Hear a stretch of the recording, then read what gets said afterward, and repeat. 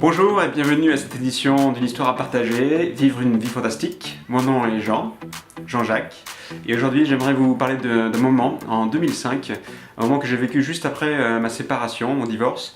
Moment où j'étais donc très très mal, mais où je me rendais compte qu'il fallait absolument que je retrouve l'amour, et donc il fallait que je me remette sur le marché, que j'aille à nouveau inviter de jeunes et jolies femmes à sortir avec moi. C'était compliqué puisque après une période effectivement de vie en couple et en famille, j'avais pas l'habitude. Et je me rappelle de cette femme, cette serveuse dans un café à Toulouse qui s'appelait Daphné. Et un café où je passais plusieurs soirées de manière habituelle, et je m'étais dit qu'il faudrait quand même que je l'invite à sortir. Et puis un soir, donc du coup je me décide à l'inviter, je me prépare, je lui fais le plus beau tour de magie que je puisse, en lui faisant apparaître une rose et en lui offrant et l'invitant à sortir. Et elle me répond, je finis mon service à 23h, t'as qu'à passer me chercher. Donc j'étais super content, super excité, donc je quitte le café, je reviens vers 23h. Là, le café, l'activité bat son plein, les agents de sécurité à l'extérieur ne me laissent pas passer, parce qu'ils me disent qu'il y a trop de monde à l'intérieur, donc je ne peux pas rentrer. Bon, après négociation, ils me laissent rentrer.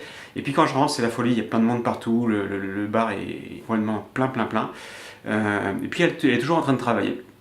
Alors je me ferai un chemin, je m'approche, j'essaie de d'attirer son attention, et au moment où elle me remarque, là elle me jette un regard, mais un regard méchant, un regard noir, et donc du coup je me suis senti bien seul, parce que ça avait l'air de dire, mais qu'est-ce que tu fous là, je comprends pas, t'as pas compris. Et donc du coup je me suis senti vraiment très seul dans ce lieu rempli de monde. Et là, très clairement, je me suis dit, mais en fait, c'est juste une connasse, voilà. Et donc j'ai qu'à sortir tranquillement, et puis je vais continuer à chercher la personne qui me convient, avec qui je m'entendrai correctement. Et donc du coup, petit à petit, il y a eu d'autres épisodes, des épisodes avec des refus plus polis, des refus plus rigolos, voilà. Et surtout, au final, j'ai rencontré Carole, voilà, avec qui je partage ma vie depuis maintenant plus de 10 ans. Et donc tout ça pour dire que ce que ça m'inspire, et ce que j'avais envie de partager aujourd'hui avec vous cette semaine, c'est la question que réussir des choses, c'est surtout à mettre en lien avec sa volonté d'échouer ou de faillir. Voilà.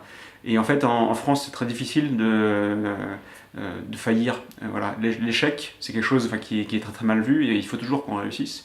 Alors que dans les pays anglo-saxons, c'est vu différemment, et l'échec est vu comme une leçon. Et donc cette volonté de l'échec, je dirais, c'est ce qui vous permettra effectivement de réussir votre projet. Donc voilà, j'espère que c'est quelque chose, moi je l'applique maintenant au jour le jour, et donc je transforme mes échecs en apprentissage, et j'espère que si vous faisiez de même, vous pourriez aussi vivre de manière la plus paisible possible, tous les revers de la vie.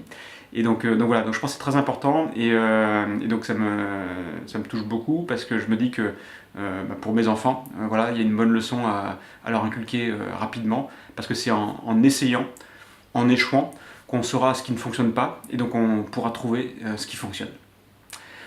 Ceci étant dit, je vous donne rendez-vous la semaine prochaine pour une nouvelle édition d'une histoire à partager, Vivre une vie fantastique, et jusque-là, n'oubliez pas que vous, quoi que vous fassiez, qui que vous pensiez être, vous déchirez grave.